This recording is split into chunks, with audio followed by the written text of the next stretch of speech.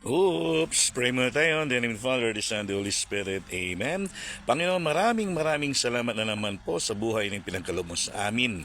Salamat sa biyaya ng buhay, pamilya, magrasyang tinamasa at tatamasahin pa namin sa araw na ito. Panginoon, ilayo mo kami sa lahat ng karamdaman, ilayo sa lahat ng kapamakan, lalo na sa mga biyahe namin sa araw na ito.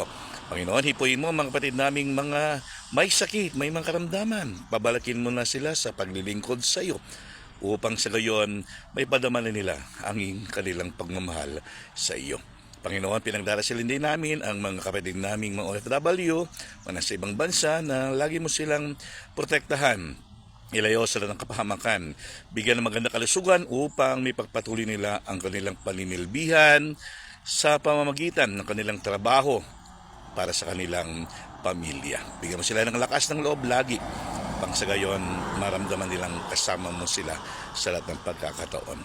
Panginoon, sa araw na ito, turuan mo kaming magmahal, magpatawad, magmalasakit, magpakumbaba at gamitin mo kami bilang iyong instrumento sa iyong buhay na salita. Amen.